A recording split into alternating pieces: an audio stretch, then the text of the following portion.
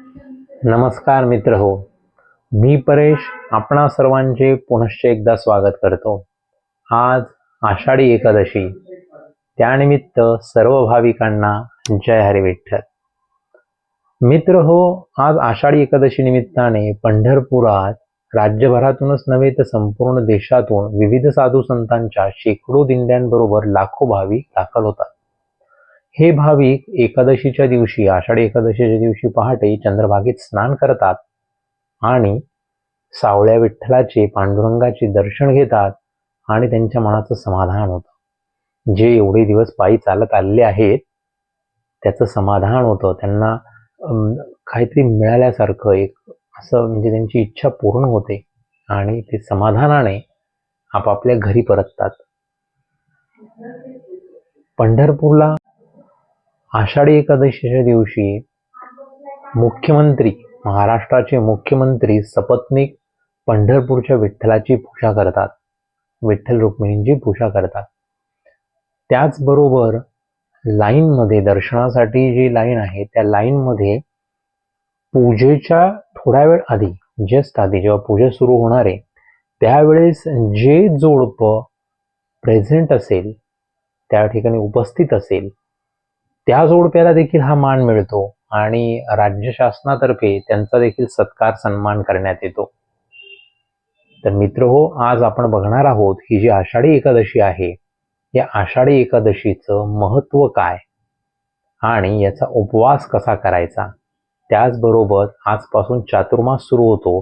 हा चातुर्मास म्हणजे काय आणि तो कसा करावा किंवा कसा पाळावा. आध्यात्मिक कथेनुसार कुंभदैत्याचा मुलगा मृदुमांड दैत्य याने भगवान शंकरांची कठोर तपश्चर्या केली आणि वरदान प्राप्त केले. त्या वरदानामुळे तो सर्व देवांना अजिंक्य झाला. त्यामुळे झाले काय, सर्व देव इतरत्र पळू लागले.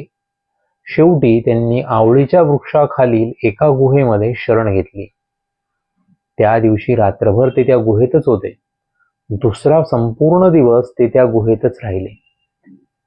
त्यामुळे त्यांच्या सर्व देवांच्या श्वासातून एक शक्ती तयार झाली आणि त्या शक्तीने मृदुमान्य दैत्याला पराभूत करून ठार केले. तो दिवस होता आषाढी एकादशीचा, म्हणजेच एकादशीचा, आणि ती शक्ती म्हणजेच आषाढी एकादशी. त्या आषाढी एकादशी जी शक्ती आहे तिने त्या मृदुमान्य दैत्याचा पराभव केला. म्हणून असं म्हणतात की आषाढी एकादशीच्या दिवशी सर्व देवांची ऊर्जा, सर्व देवांचे तेज हे एकवटलेले असते. म्हणून या एकादशीचं फार महत्व आहे. या एकादशीचा उपवासही असाच करायचा असतो. दशमीच्या दिवशी संध्याकाळपासून उपवास सुरू होतो. एकादशीच्या दिवशी संपूर्ण दिवसभर उपवास करायचा आणि द्वादशीच्या म्हणजे एकादशीच्या दुसऱ्या दिवशी देवाला नैवेद्य दाखवून, गोड नैवेद्य दाखवून उपवास सोडायचा. ह्या एकादशीला देवशयनी आषाढी एकादशी असं म्हटलं जातं. याचं कारण हे की अशी मान्यता आहे की ह्या दिवशी म्हणजे आषाढी एकादशी पासून महाविष्णू योग निद्रेत प्रवेश करतात आणि आपला जो कार्यभार आहे तो भगवान शंकरांकडे सुपूर्त करतात. थोडक्यात असं म्हणूया की भगवान शंकरांना पुढील 4 महिन्यासाठी ॲडिशनल चार्ज मिळतो. तर ह्या 4 महिन्यांमध्ये भगवान विष्णू योगनिद्रेत प्रवेश करत असल्यामुळे त्याच्या अगोदर त्यांचं दर्शन घेण्यासाठी भाविकांची ओढ लागलेली असते. आता हे असं का म्हटलं जातं, त्याचं कारणही असं असावं की वारकरी जो आहे तो जास्तीत जास्त करून शेतकरी वर्गातला आहे. शेतकरी ह्या एकादशीच्या आधी शेताची नांगरणी आणि पेरणी करून देवाच्या दर्शनाला निघतात. पायीवारी करून देवाचं दर्शन घेतात. तोपर्यंत पाऊस सुरू झालेला असतो. व्यवस्थितपणे ते देवाकडे जातात, देवाला म्हणतात की जे पण राज्याचं कल्याण होऊ दे, आमच्याकडून राज्याची भरभराट होऊ दे, आणि देवाचे आशीर्वाद घेऊन ते परततात. त्यानंतर कापणी आणि इतर जे पण काही आहेत, शेतीचे जे काही कार्य आहेत ते कार्य करतात आणि 4 महिने आपले घरीच बसून असतात.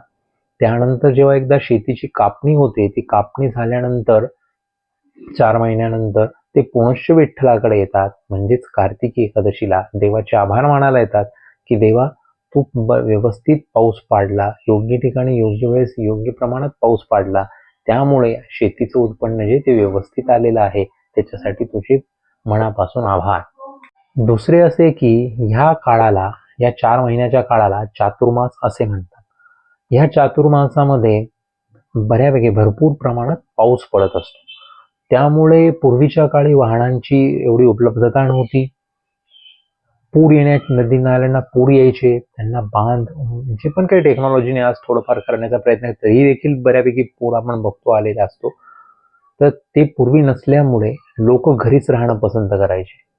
ह्या काळामध्ये कोणतंही विशेष कार्य जसे लग्न, मुंज, साखरपुडा हे कोणत्याही प्रकारचे कार्य ते करत नव्हते.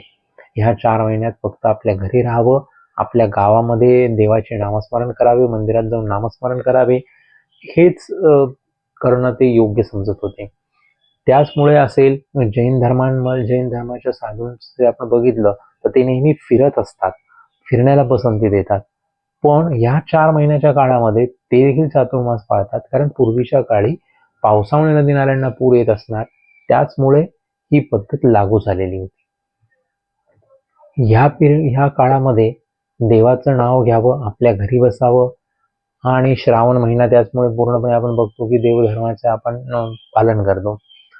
तर हा जो चातुर्मासाचा काळ आहे, या चातुर्मासात कोणतेही कार्य जसं आपण बघितलं पूर्वी होत नव्हते, पण आत्ताच्या काळात देखील हे लागू होतं, बऱ्यापैकी लागू होतं.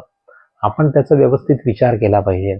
पण आज आपल्याकडे रस्ते आणि वाहनं मुबलक असल्यामुळे लोक त्या नियमांना म्हणतात की पूर्वी असं होतं म्हणून नियम होते. पण ठीक आहे, ते नियम होते. तुम्ही जर जात असाल बाहेर फिरायला तर स्वतःची त्या पद्धतीने काळजी देखील घ्या.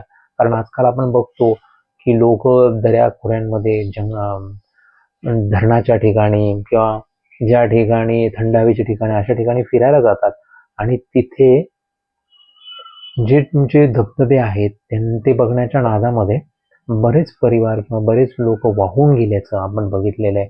नदी नाल्याच्या ठिकाणी, धरणांच्या ठिकाणी पावसामुळे जमीन थोडी खचलेली असते, चुकून त्या ठिकाणी लक्ष न जाता पाय घसरतात आणि आपण पडतो.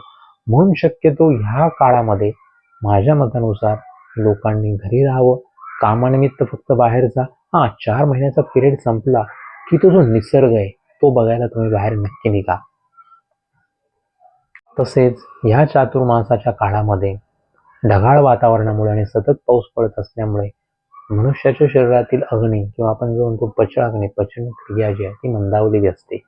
त्याचमुळे नॉनव्हेज आणि जे जड खाणं आहे ते ह्या 4 महिन्याच्या पिरियडमध्ये टाळावं. कारण की आपली जर ती पचनक्रिया तेवढी चांगली व्यवस्थित नसली तर त्याचा आपल्याला त्रास होऊ शकतो. त्याचबरोबर पावसाच्या पाण्यामुळे नदी नाल्यांना जो पूर आलेला असतो त्याच्यामध्ये माती मिक्स झालेली असते. पाणी गाळून प्यावं आणि जर ते व्यवस्थित नसेल तर त्याचा देखील तुमच्या शरीराला त्रास होऊ शकतो. अग्नी तुमचा मंद झालेला असतो. म्हणून मी तुम्हा सर्वांना आवाहन करेल की ह्या चातुर्मासाच्या काळामध्ये शक्यतो नॉनव्हेज टाळा, नॉनव्हेज खाऊ नका. आणि देवाधर्म जसं सांगितलेलं आहे त्याचं कारण हे आहे की तुम्ही घरातून बाहेर पडू नका. तुमचं जे कार्य आहे त्या ठिकाणी कार्यासाठी तुम्ही जाऊ शकतात. तर आजचा व्हिडिओ तुम्हाला कसा वाटला? चातुर्मासाची जी माहिती सांगण्यात आली ती चातुर्मासाची माहिती तुम्हाला कशी वाटली आणि आषाढी एकादशीची माहिती तुम्हाला कशी वाटली हे कमेंट करून नक्कीच कळवा. तुमची कमेंट्स आम्हाला इन्स्पायर करतात.